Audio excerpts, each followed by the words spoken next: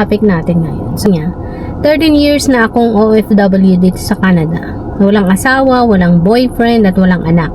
Pero daig ko pa ang nanganak ng 50 sa dami ng aking sinusuportahan. Lahat ng gusto ng mga magulang ko, mga kapatid ko, at mga pamangkin ko na ibibigay ko. Pero this time, first time kong magsabi sa kanila ng hindi. Dahil ang gusto ng kuya ko, bilhan ko daw siya ng bagong motor. Pero kako wala akong pera. Tapos pati nanay ko, kinausap na din ako na pagbigyan ko naman daw yung kahilingan ng kapatid ko. Samantalang halos wala na nga natitira sa sahod ko.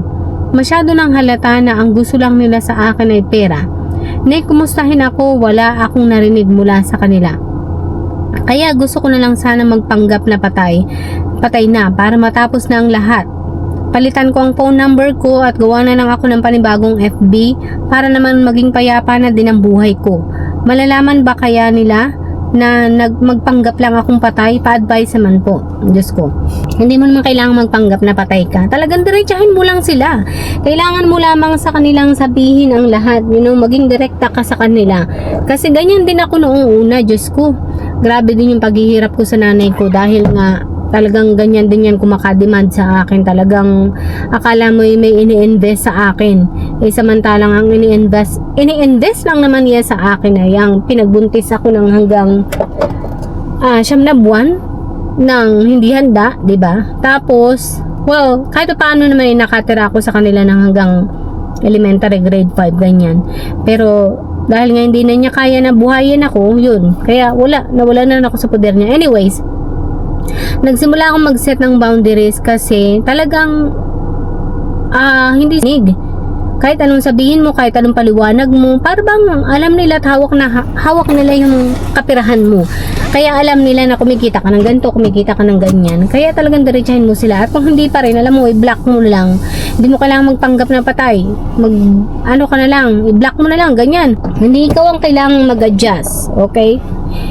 At lalong, hindi ikaw yung kailangan sumunod sa mga gusto nila sa buhay, kundi ikaw, okay? Yan kasi ang problema talaga. Silang, entitled. Grabe yung ibang family members. Alam mo, hindi ganyan dito sa Amerika. Grabe. Hindi ka basta makakahingi ng pambili ng motor. Kung gusto mo ng motor, magtrabaho ka. Para kumita ka ng sarili mong pera at para makabili ka ng sarili mong motor. Ganon dito sa Amerika. Hindi yan basta mahihingi mo na lamang ng gano'n na lamang. Yun, at ikaw siguro, kasalanan mo rin kasi nga, masyado mo silang pinamihasa. Binigay ang lahat sa kanila, kaya ayan, namihasa. Kaya ang gawin mo, dahil nga namihasa sila, tatagan mo. Ikaw yung kailangan mag-set ng boundaries at kailangan tapangan mo yung desisyon mo. Kapag sinabi mong ayaw mo na. Panindigan mo yan. Huwag kang basta bibigay. Kasi mananalo sila kapag gano'n ang ginawa mo na sinabi mong hindi tapos nagdrama lang sa iyo ng kaunti, bigay ka na agad. So, kasalanan mo yan. Kaya, sabi ko nga, pag meron kang ganyang family members sa Pilipinas, kailangan maging matatag ka, kailangan maging matapang ka sa decision mo sa buhay, paninindigan mo yung decision mo sa buhay. Hindi po pwede na mas matapang pa sila sa'yo. Tandaan mo, ikaw ang nagtatrabaho para kumita ng pera, okay? Ikaw ang nagsusumikap, nagpapakahirap sa pagtatrabaho para kumita ng pera. So, ikaw ang masusunod sa pera mo, okay? Ikaw ang magdedesisyon sa perang pinaghirapan mo, hindi sila.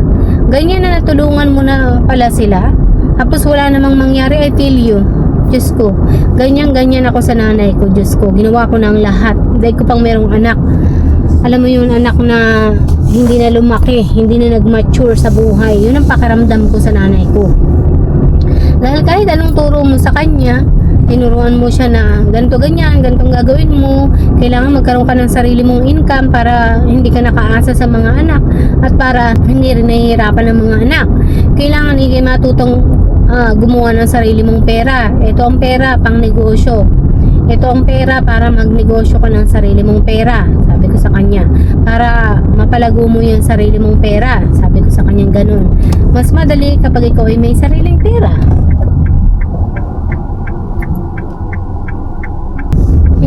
kailangan